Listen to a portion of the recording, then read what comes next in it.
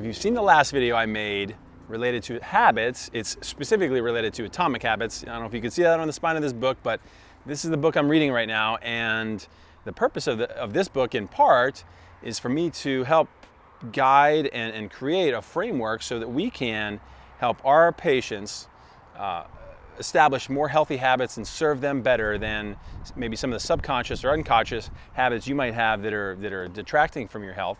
So I'm going to tie in to that notion a story that I'd read in this book, and it's really interesting. I think it's worth noting that the story goes something like this. There's the British cycling team from like 1908 to 2003. They'd won one single gold medal in the Olympics in all the different cycling events. They'd really been just mediocre. They'd never won a Tour de France.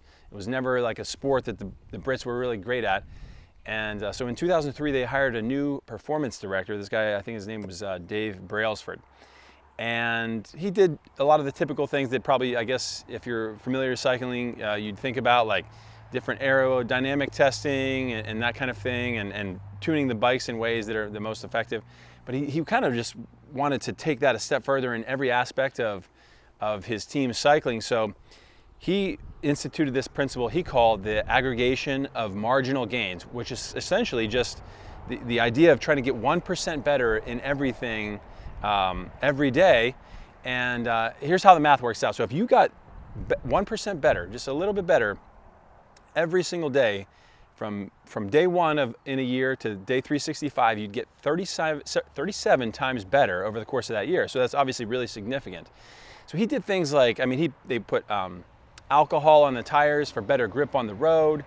They painted the inside of their transport van completely white so that any speck of dust could be wiped down and you'd see it better, so it didn't affect the really highly tuned bicycles. They did things like test each individual rider for the best pillow and mattress combination for that specific rider to get the best sleep. They had hired consultants like surgeons to come in and teach the team how to wash their hands so that they didn't spread germs to one another and get sick before competitions.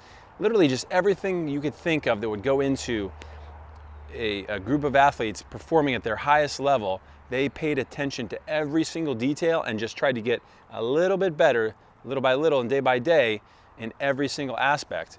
And so most of you, like me, are not trying to win the Tour de France, but essentially habits are behaviors that are repeated enough times to where they become automatic. And so in the upcoming videos, we're going to talk about the framework and the very specific applications in this book that are going to identify ways in which we can create those habits, help them become automatic, and specifically the ones that are going to serve us well and help us become healthier. Stay tuned.